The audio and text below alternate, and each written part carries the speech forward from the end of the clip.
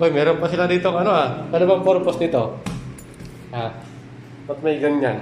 Upuan ba yan o anuhan? Pahingahan. Nandito pala ako ngayon sa Calawag, Quezon. Ang ganda ng lodging house na tutulugan ko ngayon, oh. Ito ang Iris Clear Lodge. Yun, oh. Along highway lang to mga kalakbay. Nakita ko sa yung kabuuan ng area. Ayun, di ba? Oh.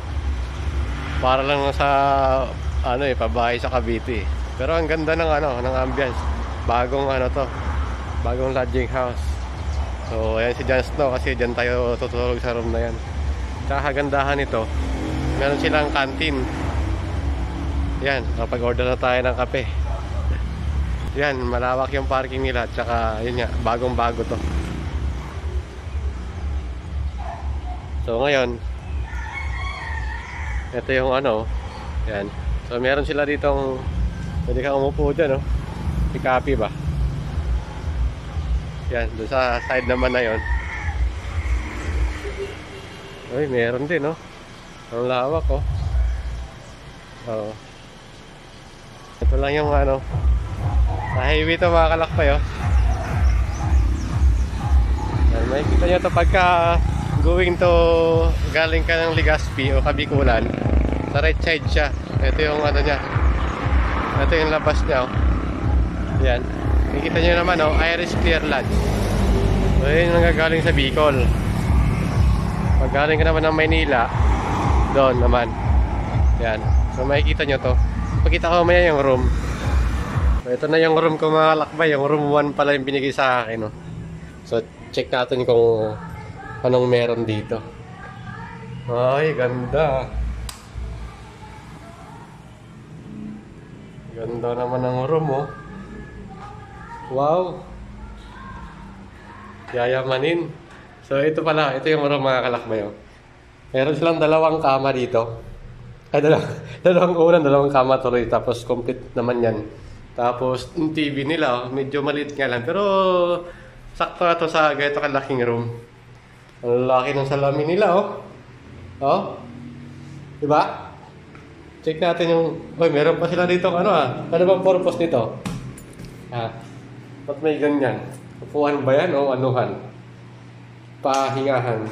Check natin yung comfort room nila. Oh. Dito pa lang. Ito kasi talaga yung pinaka-importante mga kalakbay, yung comfort room. Kaya ma-recommend ko sa inyo na mag-check-in kayo rito dahil napakalinis ng comfort room, oh. Oh, may flash. May bidet. May shower. Wala nga lang shower heater pero ayos na yan dahil hindi naman malamig yung panahon sa Pilipinas. Check natin yung faucet. Yun, di ba? So, gano'n siya kaganda. Tapos, may electric fan. Yung pala dito, ang kinuha ko pala dito is electric fan lang. Wala kasi akong pera, eh. Dito, kung gusto mong kumuha ng air condition room, same room din ibibigay sa'yo. Kaya lang yung aircon lang, hindi pwedeng gamitin. Ang pagaganahin lang dito is electric fan. Meron nata silang dito settings na para fan lang ang gagamitin dito. So may dim light to. Ano bang tawag dyan? So yun lang. Pag nakaalangan kayo sa travel going to Bicol mga kalakbay, dito sa Calawag, Quezon to. Iris Clear Lodge. Bandang left side lang pagkagaling kayo ng Maynila. Kung galing naman kayo ng Bicol, right side naman siya. So 750 ang ordinary and 1,100 yung air condition room. Same room ang ibibigay sa'yo. Lahat ng room, pare-pareho daw ng forma. Tapos, depende na lang kung aircon, paganahin yung aircon. Kung fan lang, electric fan lang paganahin, yun lang. Oh.